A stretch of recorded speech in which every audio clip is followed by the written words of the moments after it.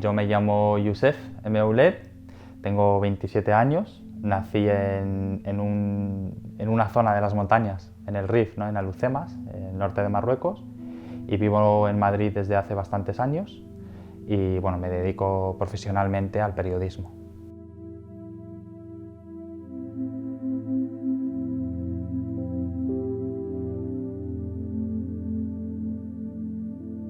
Hubo un momento de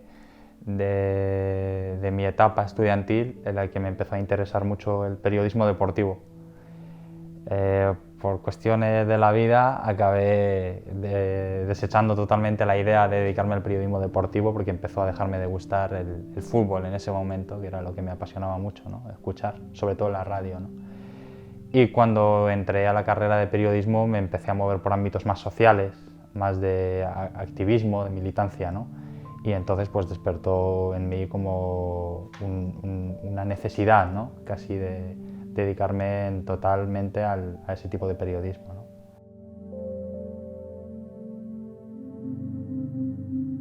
Mucho de mi trabajo se dedica pues a visibilizar, a denunciar y a sensibilizar, ¿no? Sobre el racismo en España, ¿no? Hasta que no tomas conciencia de la dimensión del racismo, no eres capaz de descodificar muchas de las cosas que te pasan en el día a día, ¿no? A mí a día de hoy me siguen viniendo cosas a la cabeza de cosas, pues a lo mejor de cuando era pequeño, ¿no? Y de comentarios que en ese momento, pues obviamente eres un crío, ¿no? Y no le das mucha importancia, ¿no? Pero que con el tiempo entiendes, ¿no? Porque te das cuenta de hasta qué punto el racismo está tan instaurado en la sociedad que cuando eres un crío, hay otro crío que te está diciendo que eres un terrorista, ¿no? Y ese tipo de experiencias que te vienen a la cabeza bueno, y cuando eres padre además, pues piensas, encima mi hija va a tener que que lidiar con lo mismo, ¿no? Porque esto es algo que permanece y que no se combate como se tiene que hacer.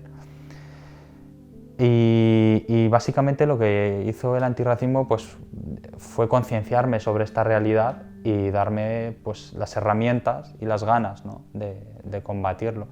Automáticamente empecé a militar en SOS Racismo Madrid y allí por mi perfil, ¿no? comunicativo pues, me propusieron entonces compañeros, ¿no? ahora buenos amigos, que llevara un blog que recién habían lanzado que se llamaba Es Racismo, que lo que pretendía era contar todos los hechos racistas que se dieran en España, independientemente de que fueran valorados como cosas pequeñas o microrracismos o cosas muy fuertes, ¿no?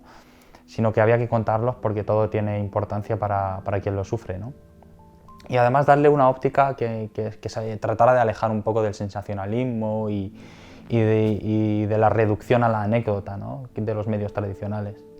Y entonces empecé a gestionar la web de Es Racismo, las redes sociales, empezamos de la nada, básicamente, y bueno, con los años pues al final creamos un espacio con una dimensión social y mediática interesante, en el sentido de que muchas de las denuncias o casos de denuncia que contábamos ahí, pues luego se replicaban en los medios de comunicación generalistas, o bueno, hacíamos muchas intervenciones en los medios de comunicación, por supuesto formaciones, ¿no? y además era, y es, ¿no? pero sobre todo hace unos años era una referencia para muchas de las personas que sufren el racismo porque acudían allí, ¿no? acudían a preguntar cómo podían gestionar o que querían visibilizar lo que les había pasado, por muy pequeño que fuera, ¿no? Lo que pasa es que con el tiempo y por el desgaste que supone, ¿no? porque como una persona que vive el racismo, estar constantemente recibiendo vivencias, ¿no? que además te hacen recordar experiencias que tú has vivido y que son experiencias muy duras, ¿no? sobre todo las que te cuentan. Yo afortunadamente no he tenido vivencias tan traumáticas como las que me han llegado a mi email o por teléfono, ¿no? Quita de custodias, por ejemplo, ¿no? deportaciones de una persona que lleva aquí toda su vida y tiene sus hijos aquí, ¿no? Violencia física, violencia verbal por parte de las fuerzas y cuerpos de seguridad del Estado, ¿no? Al final me fui por lo que te decía, ¿no? de un poco de cuidarme y de darme tiempo también para sanar ciertas cosas y para también coger un poco de aire, ¿no? porque es verdad que es es una experiencia que desgasta muchísimo y que pues bueno, pues te hace mella, ¿no? Yo creo que una de las tareas más interesantes que tiene el antirracismo es la de tratar de explicar a las personas que no sufren el racismo qué es el racismo, ¿no? Y cómo afecta en el día a día. Es algo que en los últimos años se ve que se ha hecho, ¿no? Pero que todavía hay mucho trabajo que hacer, pero por las dos partes, ¿no? Por la parte de quien no sufre el racismo, porque es labor suya, ¿no?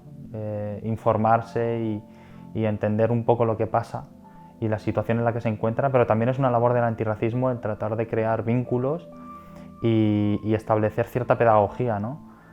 Y yo creo que eso se ha estado haciendo estos años en el sentido de que, por ejemplo, lo que te estaba diciendo, ¿no? Antes hablar de racismo institucional era algo que no se terminaba de entender, ¿no? Sin embargo, hoy se entiende el racismo institucional y pues las prácticas que son racismo institucional, como puede ser una parada por perfil racial o los CIE, las redadas, ¿no? y otras manifestaciones, ¿no? del racismo.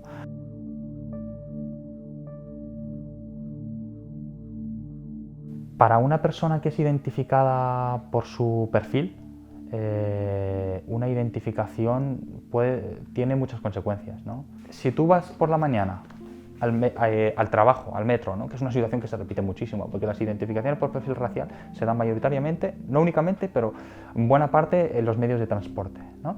Si tú te vas por la mañana al metro para ir a trabajar y estás corriendo y te paran, ¿no? Y eres una persona negra, eres una persona latina, eres una persona mora, que le ha pasado esto repetidamente, sabes que no te están parando de forma objetiva, ¿no? Porque alrededor tuyo, ¿cuánta gente suele haber por la mañana corriendo al metro, ¿no? a cogerlo para ir a sus puestos de trabajo, ¿no? Sabes perfectamente que es una identificación racial. Yo tuve una conversación con un agente de policía que me decía, es que yo identifico a una persona, me daba a entender no blanca, porque yo en sus ojos veo cierto nerviosismo. Y claro, y yo le dije, si tú estás constantemente parando a un grupo de personas, esa persona cuando ve a un agente de policía se va a poner nerviosa. ¿Por qué? Porque va a evocar situaciones de violencia, situaciones traumáticas, de humillación, porque eso es lo que supone, ¿no? Que me preguntabas qué supone. Pues supone consecuencias físicas en el sentido de que hacer valer tus derechos te puede costar el físico, ¿no? Puedes sufrir violencia, si no en el sitio, en el lugar, pues cuando te lleven esposado a los calabozos, ¿no? Como ha pasado.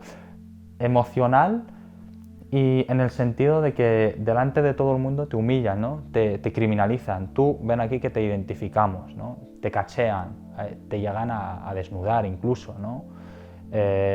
Pues ha habido casos en los que mujeres musulmanas a las que hasta les quitan el velo, ¿no? En medio de todo el mundo, pues bueno, pues vulneran esa intimidad religiosa, ¿no? También tiene consecuencias psicológicas, ¿no? O sea, el trabajar esta cuestión me ha permitido ponerme en contacto con mucha gente que te cuenta, ¿no? Yo ya lo he vivido en mi piel, ¿no? Pero me gusta sobre todo contarlo a través de la piel de otras personas, ¿no? Cómo estás bajando, ¿no? En la Renfe, en la estación de Atocha, ves un agente de policía y te empieza el corazón a latir fuerte, ¿no?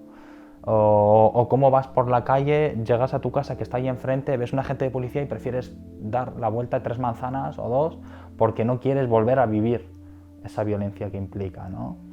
Y estas son cuestiones, en cierta medida, no tan graves, ¿no? Entre comillas, como las que puede vivir una persona que está en situación administrativa irregular, ¿no? Para la que ser identificado por el policía supone acabar deportado, ¿no? Por mucho que lleve aquí 10, 20 años, porque la ley de extranjería no le permite regularizarse, ¿no? Y muchas veces, de hecho, estas identificaciones, desde hace unos años, son el motivo por el que estas personas en situación administrativa irregular acaban con sanciones y que les impiden luego regularizarse, ¿no? Es una forma de desactivar a la gente. Si tú estás constantemente controlando a un tipo de población, ¿no? evitas que esa gente se mueva en el espacio público como el resto, se ponga en contacto, se comunique, ¿no?